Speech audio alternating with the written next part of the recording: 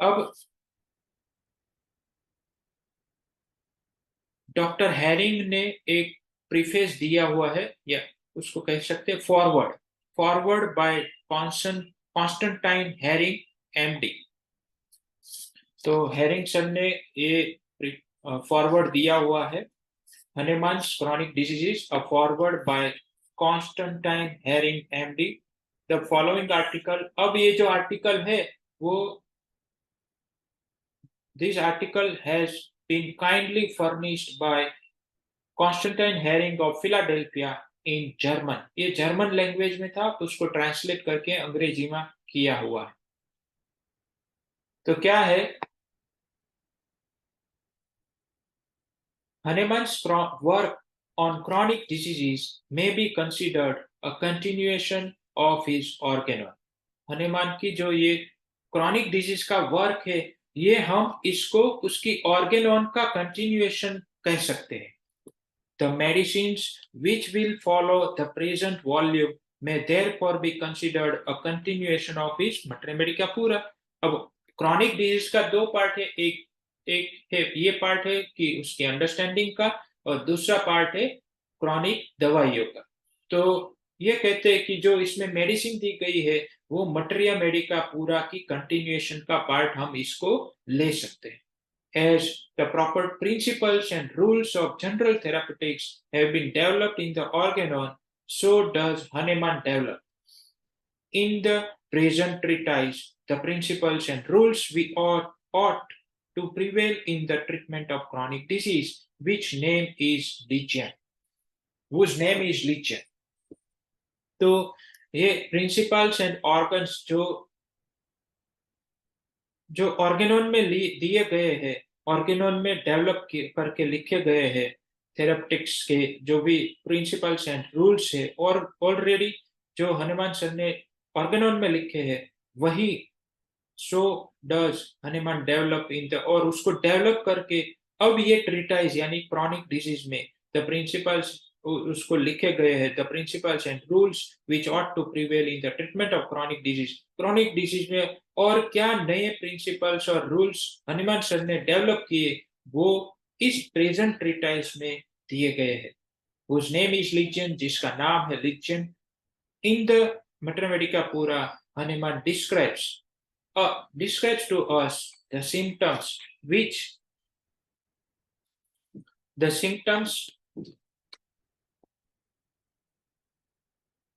which the general remedies that he tried upon healthy persons are capable of producing. The present treatise, on the contrary, will be succeeded by an account of those remedies which Hahnemann specially employed in the treatment of chronic diseases and which he therefore called antisorics। तो Hanuman sir ने जो materia Medica पूरा में जो दवाइयां describe की है, वो एक जनरल रेमेडीज की तरह है। उसने अपने ऊपर और दूसरों के ऊपर ट्राई की हुई दवाइयां है। और ये प्रेजेंट ट्रीटाइज यानी क्रॉनिक डिजीज में उसके सामने देखे तो क्रॉनिक डिजीज में जो दवाइयां सक्सीड हमें दी गई है, वो दवाइयां हनुमान सर ने स्पेशली क्रॉनिक डिजीज की ट्रीटमेंट के लिए एम्प्लॉय की गई एंटीसोरिक दवाई, जो वो खुद कहते हैं उसको एंटीसोरिक्स। तो ये सब दवाइयां एंटीसोरिक्स दवाइयां है जो क्रॉनिक डिजीज के पार्ट में है।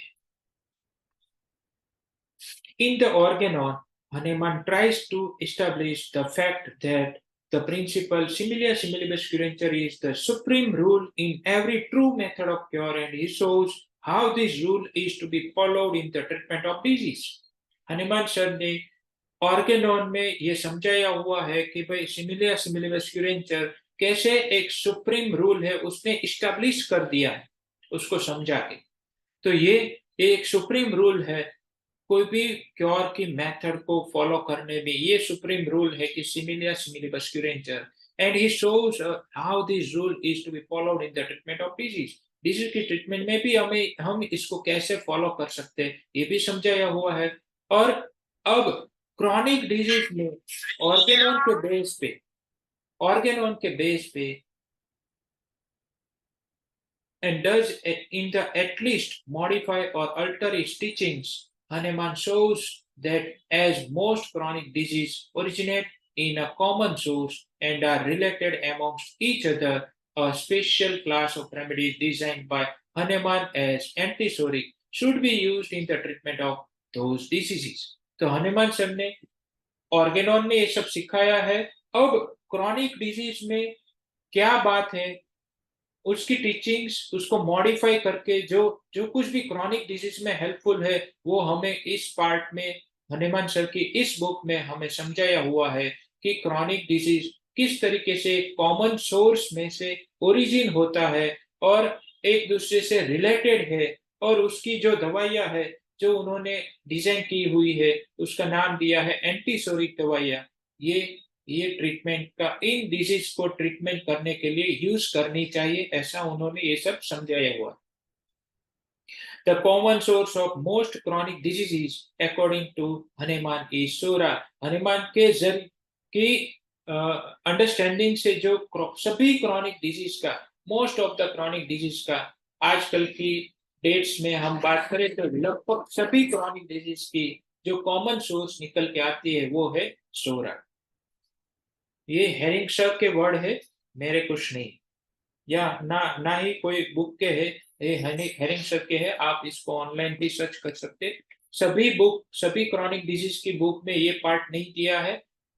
आईबीपीपी की जो एडिशन की जो क्रॉनिक डिजीज की बुक आती है उसमें आपको ये फॉरवर्ड मिल जाएगा। आगे बढ़ते हैं, एक लास्ट पार्ट ये ले लेते हैं फिर हम रोकेंगे, बराबर। The shallow opponents of homeopathy, and we never had any other pounced upon the theory of the chronic psoriatic miasm with a view of attacking it with their hollow and unmeaning sarcasms. The shallow opponents of homeopathy, and we never had any other. Shallow यानी जो પેલું गुजरातीમાં કહીએ તો જે છબછબિયા કરે, तो homeopathy के ऐसे अपोनेंट जो सुपरफिशियली होम्योपैथी को देखते हैं, वो ऐसे opponent, shallow opponents of homeopathy जो हम तो कभी नहीं है। क्यों हम कभी नहीं है, नहीं थे और नहीं रहेंगे? क्यों? क्योंकि हम इस पार्ट को लर्न कर रहे हैं, उसके डीपर पार्ट्स को समझने की कोशिश कर रहे हैं। तो वो क्या कर रहे हैं? Pounce upon the theory of psoric miasm. Theory of psoric miasm जो सोरा है उसकी थियरी को पाउंस कर रहे, दबा रहे, with a view of attacking it with their hollow and unmeaning sarcasm. उसकी जो हॉलो यानी अंदर से खोखलापन और उसकी अनमीनिंग जिसका कोई मतलब ही नहीं बनता, ऐसे सार्काज्म से उसके ऊपर अटैक कर रहे। आई एम सॉरी टू से ये मेरे कलीग्स के लिए एक काफी दुख की बात है। कलीग्स यानी सब कलीग्स ही है, चाहे वो एलोपैथ हो या होम्योपैथ हो, शैलो होम्योपैथ हो या एलोपैथ हो या कोई भी हो, वो सब मेरे कलीग ही हुए, क्योंकि हम सब इस धरती पर आए हैं अपनी अपनी जर्नी को आगे ले जाने के लिए। तो उसके लिए आई एम सॉरी, लेकिन मुझे कोई, मैं उसकी माफी नहीं मांगना चाहता, लेकिन मैं दुखी हूं कि वो लोग इस बात पर चल पड़े हैं जहां उस नजर से इसको देख रहे हैं। Taking psora, taking psora to be identical with itch. अब वो उनकी उनकी जो सार्काज्म है वो क्या है, उनकी जो अंडरस्टैंडिंग है वो कहां पर है? Taking psora to be identical with each, they sneeringly, to sneer એટલે કે स्नीर का गुजराती मीनिंग होता है कि छेतरपिंडी करना। तो taking psora to be identical with itch, तो सोरा का मतलब सिर्फ ईच से उसको समझना, सोरा मतलब ईच ऐसा ही समझना। They sneeringly pretended that according to Hahnemann's doctrine, the each was the primitive evil. तो वो इस इस इस समझ से वो हमें चेतरने की कोशिश करे, प्रिटेंड करके कि भाई ये हनुमान की डॉक्ट्राइन, जबकि ऐसा हनुमान का सिर्फ ये मतलब नहीं था कि सोरा मीन्स ईच। ये हेरिंग के वर्ड है। आप इसको गहराई से समझिए कि सिर्फ वो क्या कहते हैं, जो लोग इस समझ से आगे बढ़ रहे हैं वो क्या कहते हैं कि हनेमान की डॉक्ट्राइन के हिसाब से itch was the primitive evil, कि ये ईच एक प्राइमिटिव एविल है, प्राइमरी है, and that this doctrine was akin to the doctrine of original sin recognized by the Christian faith. लेकिन लेकिन इस डॉक्ट्राइन को हम क्रिश्चियन फेथ, जो क्रिश्चियन फेथ जो ओरिजिनल सिन का डॉक्ट्राइन क्या है उसके साथ से हम इस डॉक्ट्राइन को समझ सकते हैं। क्रिश्चियन फेथ का जो रिकॉग्निशन है कि भाई सिन क्या है, पाप क्या है, उसकी जो डॉक्ट्राइन है उसके आधार पे हम इस डॉक्ट्राइन को यानी कि ईच प्राइमरी एविल की अंडरस्टैंडिंग को हम समझ सकते हैं।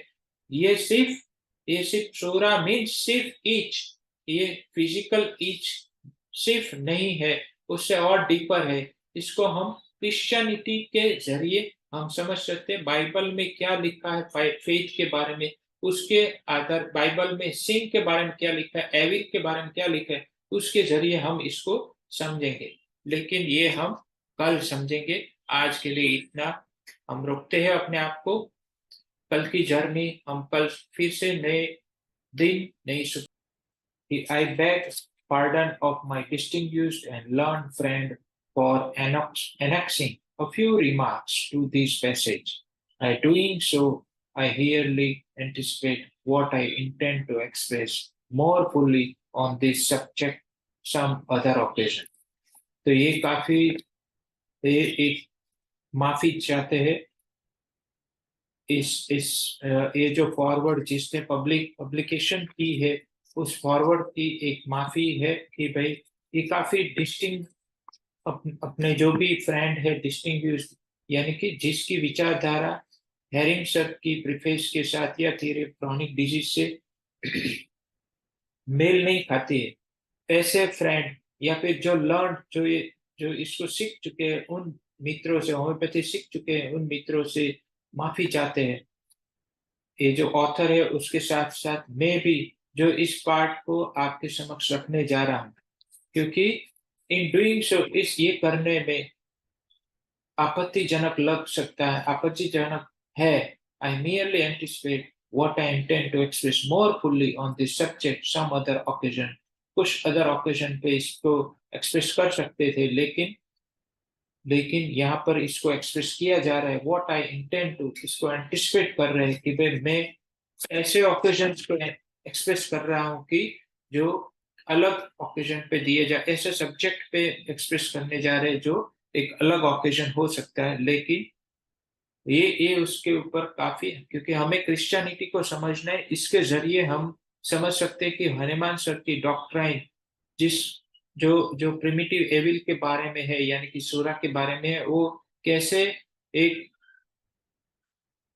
छेतरपिंडी के द्वारा सोरा को ईच के जरिए आइडेंटिकल कर दिया है। ये हमें हमें यहाँ पर ये समझने के लिए ये थियोरी को समझना काफी इम्पोर्टेंट है। उसके लिए मैं और ये ऑथर जो जिन्होंने ये फॉरवर्ड को रजू किया है, हम दोनों इसकी ओर से माफी मांगते हैं।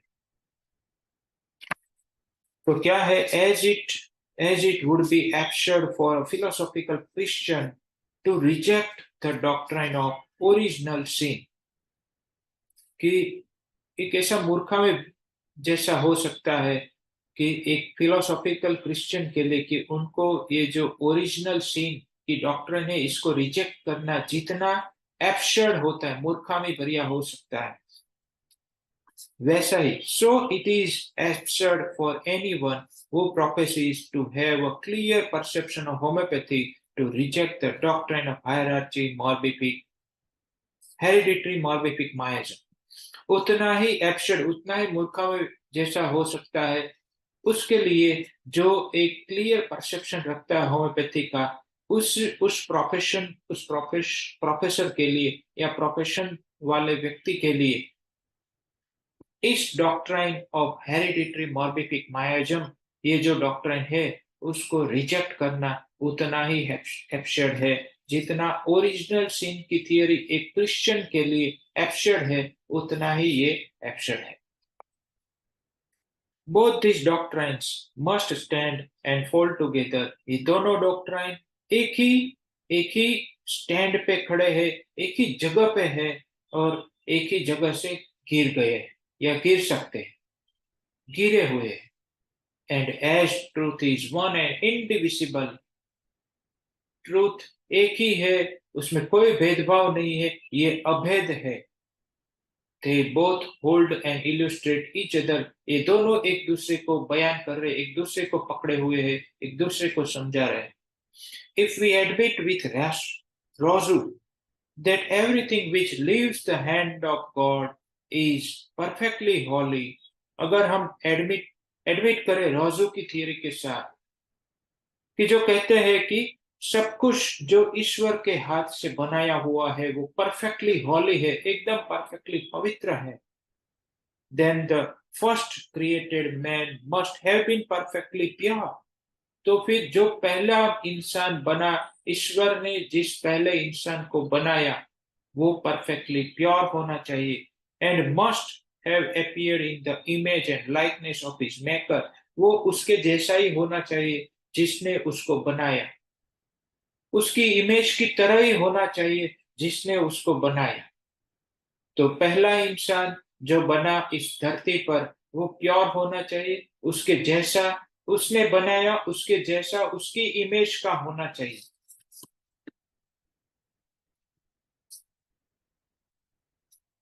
It seems to me, it seems to me absurd to suppose, it seems to me absurd to suppose that something perfectly pure can, of itself, by its own free and orderly development, produce things impure and heavy. मुझे ये काफी मूर्खामी जैसा लगता है कि to suppose ये suppose करना, ये धार लेना, ये मान लेना कि समथिंग परफेक्टली प्योर, जो एक परफेक्टली प्योर कंडीशन में था, ऑफ इटसेल्फ अपने आप ही, by its own free and orderly development, अपनी अपनी फ्री और अपनी एक ऑर्डरली डेवलपमेंट के जरिए, produce things impure and evil, उनके जरिए वो इम्प्योर और एविल चीजों को प्रोड्यूस कर रहा है, ऐसा मानना मेरे लिए मूर्खामी जैसा है। ऐसा मानना मूर्खामी जैसा है कि जो प्योर था उसने इम्प्योर चीजों को क्रिएट किया हुआ है, यानी कि जो परफेक्टली हेल्थी कंडीशन में था उसने एक इम्प्योर या अनहेल्थी स्टेट क्रिएट किया हुआ है। We do not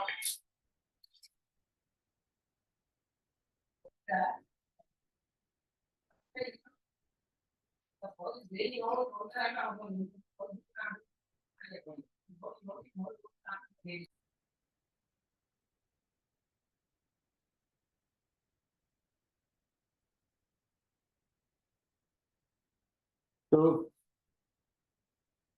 we do not know how far God permitted an adaptation to evil to coexist in the first man together with an adaptation to goodness.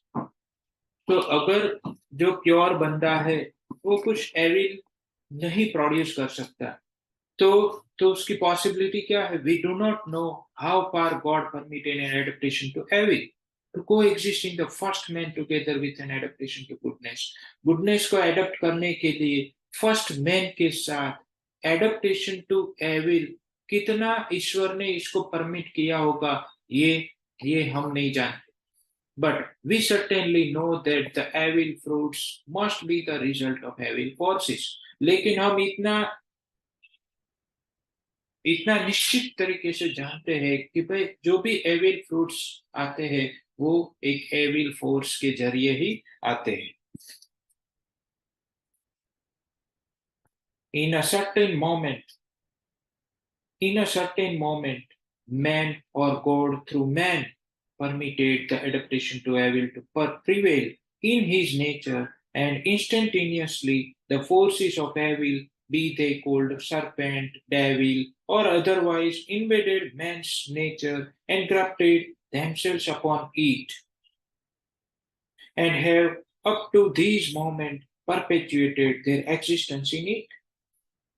तो कुछ कुछ moment पे man या या ईश्वर man के जरिए, बराबर, मैन खुद, मनुष्य खुद, या फिर मनुष्य के जरिए ईश्वर ने इसको परमिटेड किया हुआ है कि एडेप्टेशन टू एविल, एविल को एडप्ट करे, to prevail in his nature, जो उसके नेचर में प्रिवेल हो जाए, इसको प्रिवेल होने के लिए एविल को नेचर में घुलने मिलने के लिए परमिट किया हुआ है, मनुष्य ने खुद ने या फिर मनुष्य मनुष्य द्वारा ईश्वर। And and instantaneously the forces of evil, और ये तो इंस्टेंट है, ये जो फोर्सेस है ये तो इंस्टेंट काम करता है। जैसे ही आज इन्फेक्शन लगा तो पूरी बॉडी में इंस्टेंट इसका इन्फेक्शन लग जाता है। इसको इसको हम हमारे भगवत गीता में भी ये लिखा है कि कृष्ण भगवान कहते हैं कि जो देवी हो प्रकृति हो या दानव प्रकृति हो, ये दोनों मेरी ही प्रकृति से जन्मे हुए दो अलग अलग तरह के हिस्से हैं, तो ये सब मैं ही हूँ, ऐसा ईश्वर कहते हैं। तो यहाँ पर काफी क्रिश्चियनिटी से हमारा शास्त्र मेल खाता है, चाहे वो धर्म का हो या फिर हमारे हमारे chronic disease का पार्ट है। Instantaneously the forces they called serpent, devil, पर ये अलग अलग तरह के एक डिल्यूजिव परसेप्शन है कि मैं डेविल हूँ, मैं एविल हूँ, मैं स्नैक हूँ, मैं डॉग हूँ, ये अलग अलग तरह के की एक परसेप्शन है, फोर्स है, एविल फोर्स है, जो मैन की नेचर को इन्वेड कर चुका है कि मैं ऐसा ही, मैं फायर में हूँ, मैं वर्थलेस हूँ, मैं स्मॉलर हूँ, जो भी ये सब डिल्यूसिव परसेप्शन से ये मैन की नेचर को इन्वेड कर गया, एनग्राफ्टेड देमसेल्व्स अपॉन इट, उसको एनग्राफ्ट कर लिया, and have up to this moment perpetuated their existence in it. आज तक इस मोमेंट तक ये अपनी अपनी एग्जिस्टेंस को ये इस तरीके से पकड़े रखा है हम सबको, ये पूरी पूरी मानव जाति को ये एविल फोर्स इन्वेड कर चुका है इस मोमेंट तक।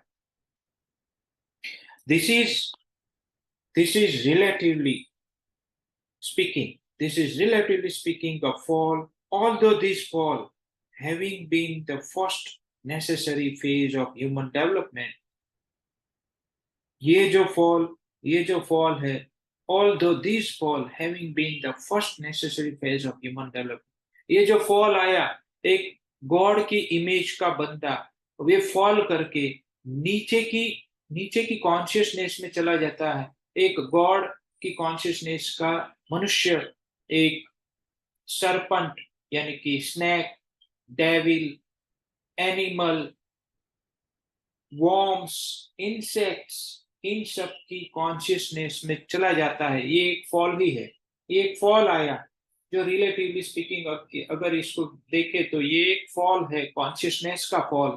ऑल दो दिस फॉल, लेकिन ये fall having been the first necessary phase of human development का ये पहला जरूरी एक फेज है जिसमें फॉल आए। Man in reality a fall, may in reality be considered a progress। अगर ये फॉल आता है तो ये हकीकत में ये आपका प्रोग्रेस हो रहा है, ह्यूमन डेवलपमेंट का प्रोग्रेस हो रहा है, इसे क्रिश्चियनिटी कहते हैं। और स्पिरिचुअल साइंस भी यही कहता है कि fall, no pain no gain. ये भी एक spiritual science doctor Joe Dispenza की एक मुहावरा है कि पेन आता है तो हम कुछ न कुछ पाते हैं। Man's destiny consists in reuniting himself again with the divine life through the universal expansion of all the faculties of his soul। Man की डेस्टिनी क्या है? Man's destiny consists in reuniting himself with the divine life। हमारे जो aphorism number I think 9, जिसमें vital force के बारे में Hanuman sir ने लिखा है कि हमारी वाइटल फोर्स का जो सॉल पर्पस है वो क्या है? It is a higher purpose of life. वो किसके लिए हमारा वाइटल फोर्स एग्जिस्ट कर रहा है? वो एग्जिस्ट कर रहा है हमारी हायर पर्पस ऑफ लाइफ के लिए, जो कि है हमारी डेस्टिनी। वो डेस्टिनी क्या है? अपने आप को उस डिवाइन लाइफ के साथ जोड़ना, reuniting himself again with the divine life through the universal expansion of all the faculties of his soul। हमारी साउल को, हमारी आत्मा की हर एक फैकल्टीज को एक्सपांड करके, यूनिवर्सल एक्सपांशन करके हम अपनी डिवाइन लाइफ के साथ ही रीयूनाइट कर सकते हैं। जहां से बिछड़े जहां से बिछड़े वहीं पे वापस जाना है। And the realization of all the celestial harmonies, the germs of which God, the germs of which God had deposited in his nature, and towards the construction of which science and art will will furnish him the means। तो ये a realization of all the celestial harmonies, ये जो divine जो realisation, divine harmony का जो ये सब realisation है कि वो कैसे आता है? The germs of which God had deposited in nature, उनके अंदर ईश्वर ने इसको रोपित किया है। जर्म्स के इसके जर्म्स उसके अंदर रोपित किए हैं। उसी से ही वो इस रियलाइजेशन तक पहुंचता है जो हमारा वाइटल फोर्स है। And towards the construction of which science and art, और इस कंस्ट्रक्शन, इसकी तरफ हमारे जो साइंस या आर्ट है उसका construction will furnishing the means, इस ये उस मानव को उसके साधन के द्वारा इसको फर्निश कर सकेगा। किस तरीके से? जो हमारे डिवाइन टूल्स है, हनुमान सर ने हमारी दवाइयों को डिवाइन टूल्स बोला है। ये जो डिवाइन टूल्स है उसके जरिए हम उसकी ह्यूमन डेवलपमेंट के इस फेज को कंप्लीट करके उसको स्पिरिचुअलिटी में आगे ले जा सकते हैं, उसकी लाइफ को बेहतर बना सकते हैं, उसकी लाइफ को उसके साथ जोड़ सकते हैं जो उसका डिवाइन पार्ट।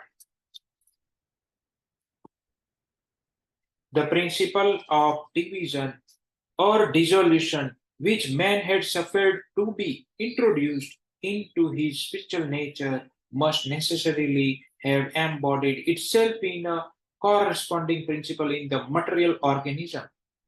तो ये जो डिवीजन और डिसोल्यूशन का प्रिंसिपल है, which man had suffered to be introduced into his spiritual nature, लेकिन हमारे जो देवी ताकत है, हमारी देवी प्रकृति है, उसके अंदर ये principle of division and dissolution का ये पार्ट इंट्रोड्यूस हो चुका है। Must necessarily have embodied itself in a corresponding principle in the material organism। हमारे मटेरियल ऑर्गेनिज्म में भी इसके साथ साथ ये प्रिंसिपल घुस चुके हैं, वहां पर एम्बॉडी कर चुके हैं। मस्ट नेसेसरीली हैव, उसके साथ ये प्रिंसिपल ऑफ डिवीजन और डिसोल्यूशन हमारे स्पिरिचुअल नेचर में घुल मिल गए हैं। इट इज दिस प्रिंसिपल, ये प्रिंसिपल है विच हनुमान कॉल सूरा, जिसको हनुमान सर सूरा कहते हैं, यानी कि तू अलग मैं अलग। ये डिवीजन का प्रिंसिपल है। डिसोल्यूशन का प्रिंसिपल यानी कि किसी किस उसकी उसकी बिजनेस गिर जाए तो मैं अपनी बिजनेस को बढ़ा पाऊं। एक डिसोल्यूशन की थियरी है कि उसकी प्रोग्रेस को बंद करके मैं अपने आप को बड़ा करूं। ये डिसोल्यूशन है। डिवीजन यानी कि वो अलग कहता है, मैं अलग कहता हूँ। ये सब डिसोल्यूशन एंड डिवीजन के प्रिंसिपल से किसी भी कंट्री के ऊपर राज किया जा सकता है, किसी भी संस्था में राज किया सकता है, किसी भी लोगों के ऊपर राज किया जा सकता है। जैसे अंग्रेजों ने इंडिया पे राज किया तो वो डिवीजन के प्रिंसिपल पर है कि उन्होंने राजा महाराजाओं को एक अपने साथ बना लिया और उसके नीचे उनकी प्रजा के ऊपर उन्होंने राज किया। उन्होंने काफी कुछ वसूला। ये सब क्या है? प्रिंसिपल ऑफ डिवीजन है कि जो जो ऊंची जाति के लोग हैं उनको साथ में लेके नीची जाति के लोगों पर अन्याय करना, जुल्म करना, उसको अलग करना, ये है प्रिंसिपल ऑफ डिवीजन। तो ये सोरा है। तो ये जो प्रिंसिपल है, यही इसी को हनुमान सर ने सोरा बोला है कि तू अलग, मैं अलग, मैं वर्थलेस, मैं स्मॉलर, मैं ग्रेट, मैं वेल्थी, मैं पुअर, मैं मैं वॉर्म्स, मैं इंसेक्ट, मैं एनिमल्स, मैं डेविल, वो वो एनिमल, वो इंसेक्ट, वो डॉग, ये सब कौन से प्रिंसिपल है? डिवीजन के प्रिंसिपल है। क्योंकि हम सब तो डिवाइनली क्रिएटेड है। उस गॉड ने हमें डिवाइन क्वालिटी के साथ क्रिएट किया, लेकिन कुछ एविल फ्रूट की वजह से, कुछ एविल पार्ट की वजह से हमने एविल को चूज कर लिया। क्योंकि हमारे पास दो तरह की चॉइसेस होते हैं। एक एविल चॉइस होती है, एक डिवाइन चॉइस होती है। जब हम डिवाइन चॉइस कर ले, तो ये प्रिंसिपल धीरे धीरे हमारे जीवन से निकल जाता है, सूरा धीरे धीरे निकल जाता है। कैसे? आगे देखते हैं। इन proportion as man's spiritual nature becomes developed and purified, the soric miasm will be diminished। जैसे जैसे वो इस स्पिरिचुअल नेचर को डेवलप करेगा, मैन अपने स्पिरिचुअल नेचर को डेवलप करेगा, प्योरीफाइड करेगा, पीड़ा के जरिए अपने आप को प्योरीफाई करेगा, तो सोरिक मायाजम डिमिनिश्ड हो जाएगा and will finally be completely remove from the life of humanity. Humanity की लाइफ से कंप्लीटली ये रिमूव हो सकेगा। This complete physical regeneration of human nature will necessarily be attended with great changes in all the external relations of man, education, mode of laboring, living, etc., etc. तो ये जो complete physical regeneration of human nature है, वो कहाँ कहाँ इस great changes के साथ आते हैं। और वो ग्रेट चेंजेस उसके एक्सटर्नल रिलेशंस, उसकी एजुकेशन, उसकी मोड ऑफ लेबर, काम करने का तरीका, उसकी लिविंग का तरीका, इस सब में एक्सेट्रा एक्सेट्रा, इन सब बातों में ये दिखेगा। ये जो कंप्लीट रीजनरेशन आएगा, फिजिकल रीजनरेशन, उसके साथ साथ उसकी मेंटल रीजनरेशन, उसकी उसकी एक्सटर्नल एनवायरनमेंट, उसके रिलेशंस, उसकी एजुकेशन, उसकी मोड ऑफ लेबर, उसकी लिविंग, ये सब में दिखता है। The principle of division or dissolution existing in the human organism as an established and constituted fact does not preclude the possibility of this organism being invaded by acute miasms। तो ये जो division या dissolution का जो principal है कि जो human organism में एग्जिस्ट कर रहा है as an established and constituted fact, ये जो हमारे बंधारण में आ गया, हमारा एक इस्टेब्लिश्ड सत्य बन गया, हमारा बंधारणीय एंड हमारा स्थापित सत्य के जैसे हमारे ह्यूमन ऑर्गेनिज्म में, हमारे ऑर्गेनिज्म में ये जो प्रवर्तमान है, तू अलग मैं अलग की थियरी does not preclude, ये इस possibility does not preclude the possibility of these organism being invaded by acute miasm। acute miasm से invade हुआ है, इस थियरी को ये प्रिक्लूड नहीं करता है कि कोई एक्यूट कुछ आ गया और उसकी वजह से ये डिवीजन हो गया। ऐसा ये पॉसिबिलिटी को नकारता है, इसको प्रिक्लूड, रिजेक्ट करता है। The Soric principle marks the general adaptation to evil। ये जो सोरिक प्रिंसिपल है, ये जो सोरा है, वो किसको मार्क करता है? एक general adaptation to evil, recognized and inherently received by the human organism। ये जो प्रिंसिपल है कि जो एविल को एडप्ट करता है, सोरा जो एविल को बढ़ा रहा है, recognized and inherently received by the human organism। Human organism में रिसीव कैसे होता है? इनहेरेंटली, यानी कि जनरेशन टू जनरेशन ये पास होता जा रहा है। Acute diseases are violent and sudden invasion of the organisms by the forces of evil, acute diseases एक वायलेंट बनते जा रहे हैं, ऐसे सडन ऐसे ऑर्गेनिज्म का सडन इन्वेजन आता है, जैसे कोरोना सडन आ गए by the forces of evil, evil की फोर्स द्वारा ये एक्यूट डिजीजेज वायलेंट होते जा रहे हैं, which I have named subversive forces in my preface.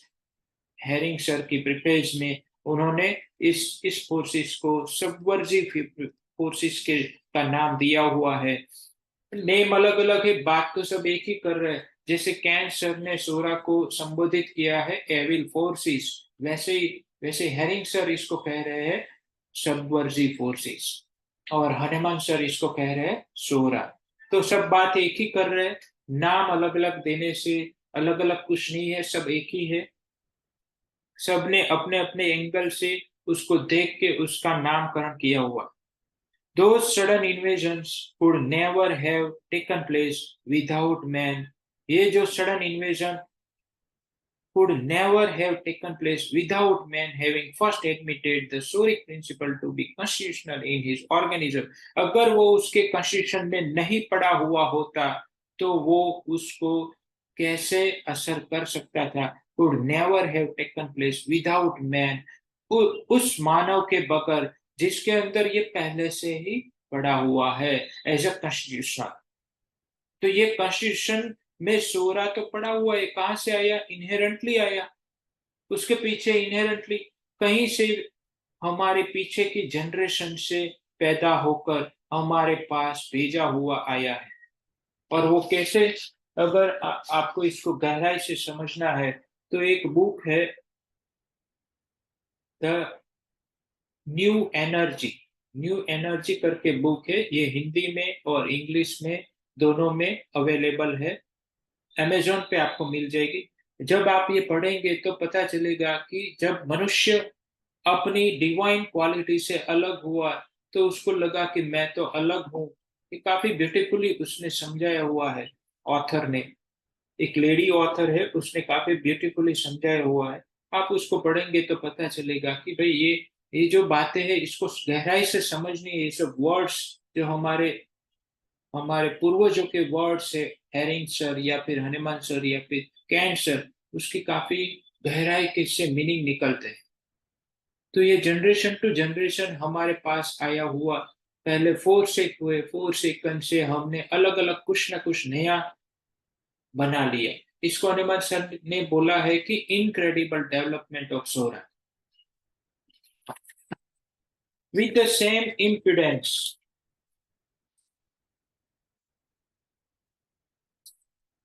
With the same impudence with which they had on former occasions asserted that Hahnemann rejects all pathology in his organon, they now asserted that he himself advanced a pathological hypothesis that the truth which it contained was not new nor the new truth.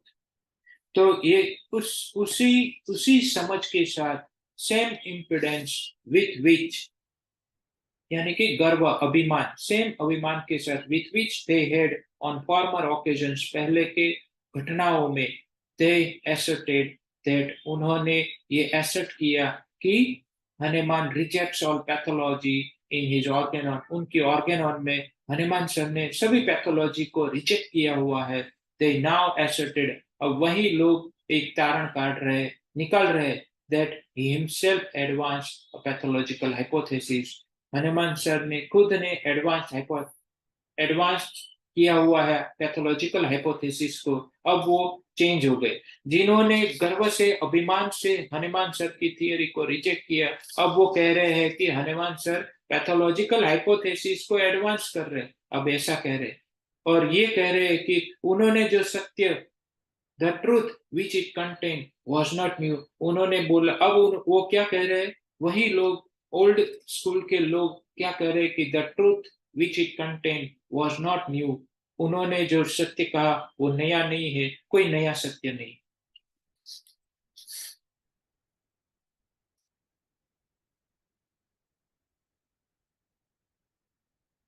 equitable equitable judges will not fail to recognize in his treatise on chronic diseases the same carefulness of study and observation which the great author of homeopathy has shown in all his other writings.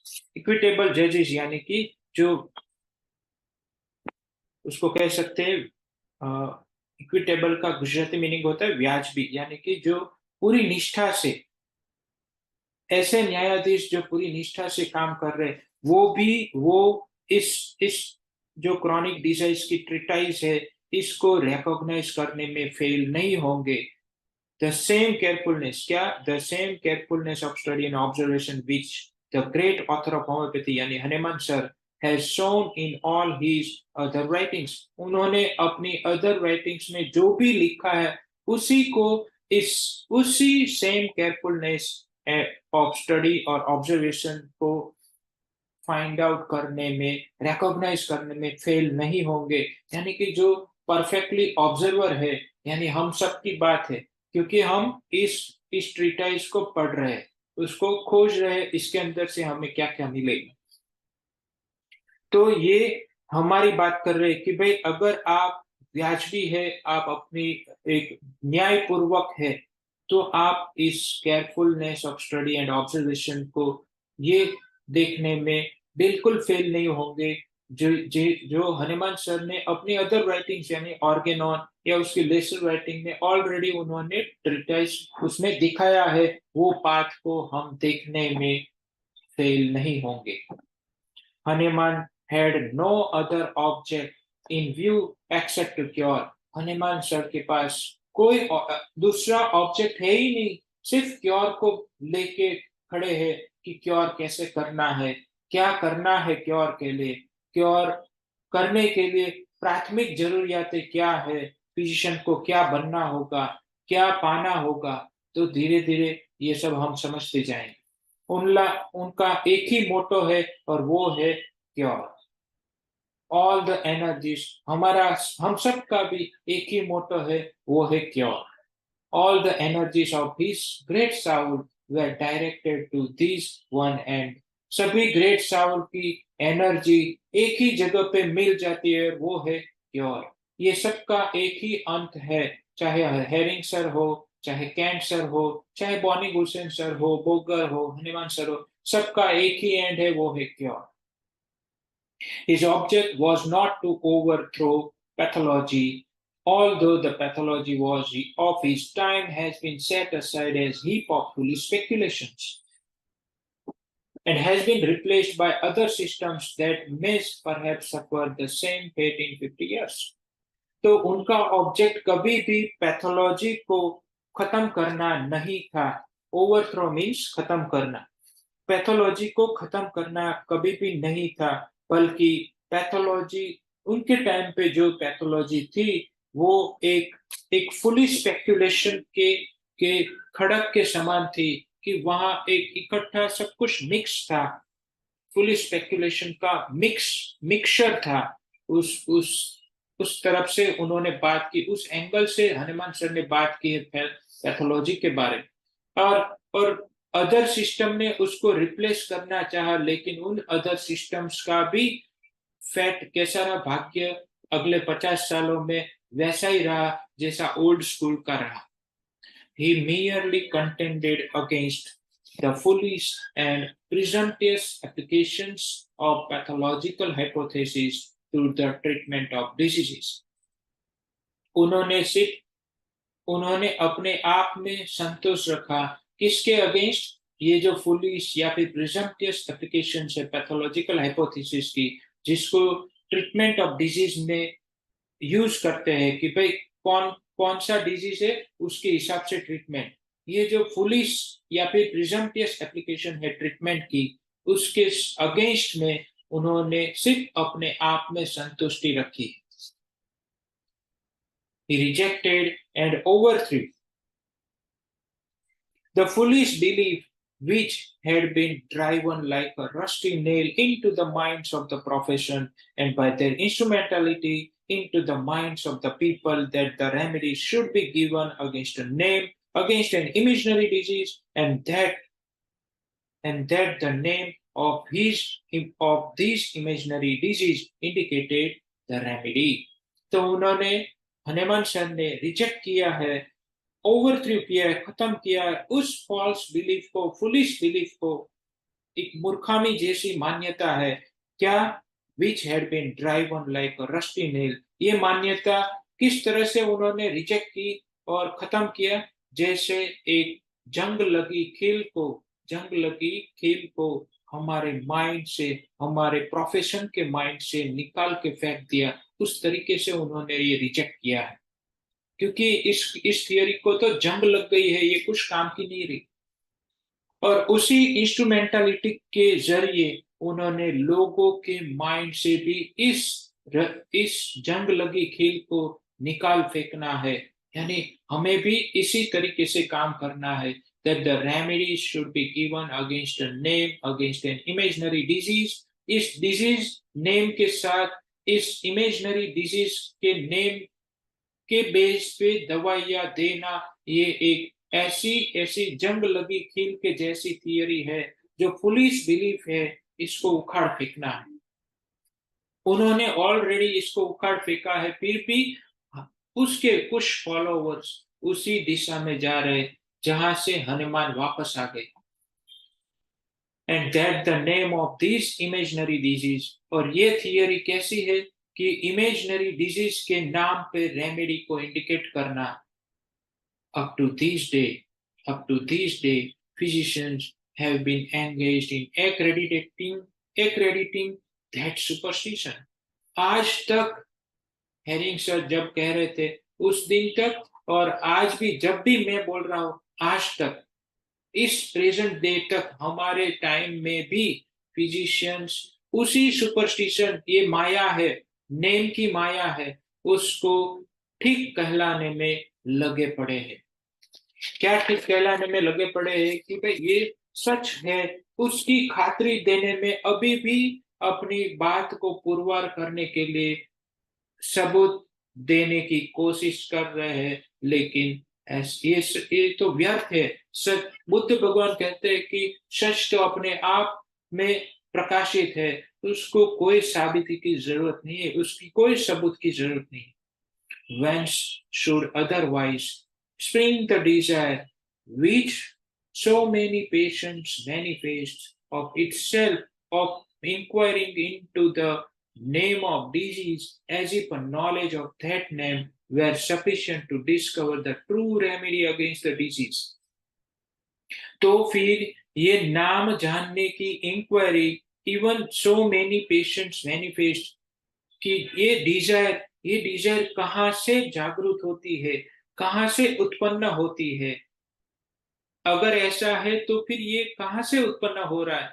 Which so many patients manifest, जो काफी patients में manifest हो रहा है, of enquiring into the name of disease, जिसकी छानबीन हो रही है, नेम की छानबीन हो रही है, as if a knowledge of that, ऐसा लग रहा है कि सिर्फ ये नाम जानने से ही द ट्रू रेमेडी डिस्कवर कर पाएंगे। इतना जरूरी, सिर्फ इतना ही जरूरी है कि सिर्फ नेम मालूम हो जाए तो उसकी दवाई निकल जाती है उस डिजीज के अगेंस्ट। बस इतना जानने के लिए ऐसी बात, ऐसी डिजायर कहाँ से उत्पन्न हो रही है कि सिर्फ नाम ही जान लो, डिजीज का नेम क्या है, उसके हिसाब से प्रिस्क्रिप्शन हो जाएगी। ऐसी डिजायर कहाँ से प्रोड्यूस हो रही।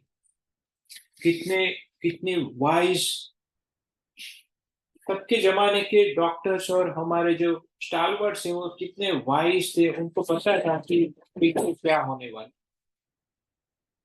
Many patients are disconsolate when the doctor cannot tell them what the matter is with them। जब भी कोई डॉक्टर उसको समझा नहीं पाता कि उसको क्या हो रहा है, यानी कि कोई एक वर्ड ना दे, डिजीज का नेम ना दे, तो काफी पेशेंट ऐसे होते हैं जो उदास हो जाते, गमगीन हो जाते, कि पता ही नहीं चला क्या है। Do we do we gain anything.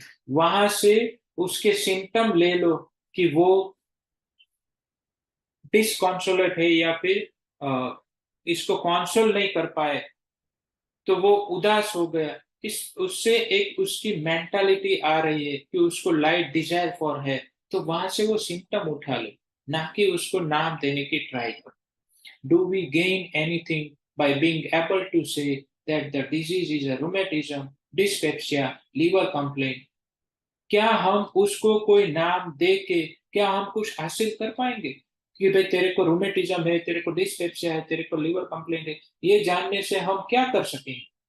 Does it avail the patient any to be able to repeat his doctor's ipse dixit that he is bilious, not billions, bilious, nervous, etc. कि वो bilious है, वो nervous है, ऐसा doctors इप्से डिक्सिट का कहना मतलब होता है ही हिमसेल्फ सेड इट, कि डॉक्टर ने खुद ने उसको कहा है कि वो बिलियस है, वो नर्वस है, ऐसा तो पेशेंट खुद कह के जाता है। अब वही बात उसको क्या समझाए?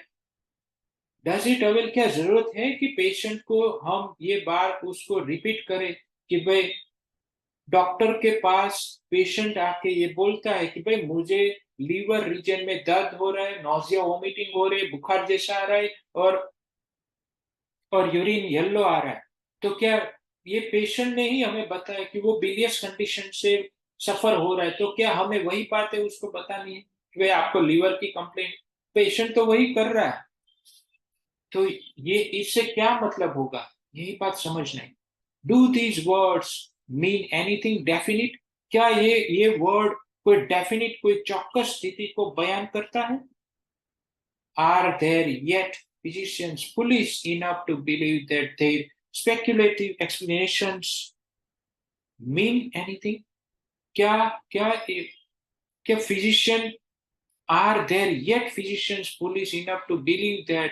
क्या physician इतना foolish है कि ये मानने के लिए कि their speculative explanations mean anything? उन्होंने जो speculative explanations दिया है उसका कोई मतलब भी है? ये मानने में इतना फुलिश फिजिशियन क्यों है? क्या फिजिशियन इतने फुलिश हो सकते हैं? Does not everybody acknowledge that they are mere ignis fatuae flitting to and fro upon the quagmire of the old decayed systems of pathology? Ignis fatuae का मीनिंग है a small fire, यानी कि does not everybody acknowledge, क्या सब नहीं जानते that the they are mere एक small fire है flitting to and fro upon the quagmire यानी दलदल of the old decayed systems of pathology, ये decayed systems of pathology का ऐसा दलदल है जिसमें हम कभी ऊपर आते हैं, कभी नीचे जाते हैं, फंसते रहते हैं और उससे बाहर की कोशिश करने का एक स्मॉल फायर है। क्या ये सब कोई नहीं जानता कि एक ऐसा दलदल है कि एक बार किसी को कैंसर का नाम दे दिया कि भाई तुम्हें कैंसर है, तो वो कैसा उसमें फंसता है? क्या ये कोई नहीं जानता? एक बार किसी को बोल दिया कि तुझे एचआईवी है या तुझे ये फलानी बीमारी है, तुझे वाह है, तुझे बीपी है, तुझे डायबिटीज है, तो वो उसमें ऐसा फंसता जा रहा है। क्या ये कोई नहीं जानता कि वो इस दलदल से कैसे बाहर निकलेगा? कभी किसी को आप बोलो कि उसको डायबिटीज है, तो उसके उसका एक प्रॉब्लम तो और स्टार्ट हो जाएगा यहाँ से ही कि ओ मुझे तो डायबिटीज हो गई, अब मैं ये नहीं खा पाऊंगा, वो नहीं खा पाऊंगा, मुझे ये हो जाएगा, वो हो जाएगा, वहां से उसकी और नई तकलीफें चालू हो जाती। तो ये ऐसा दलदल है नाम का, जहां से सब फंसते रहते हैं, कभी बाहर नहीं आ सकते। क्या ये सब कोई नहीं जानता? सब जानते हैं। तो आज हम यहाँ तक रखते हैं, आगे की बात फिर नेक्स्ट डे में करेंगे। कोई भी क्वेश्चन हो तो आप कमेंट बॉक्स में डाल सकते हैं। तब तक के लिए धन्यवाद, मुझे सुनने के लिए थैंक यू, आभार, टेक केयर।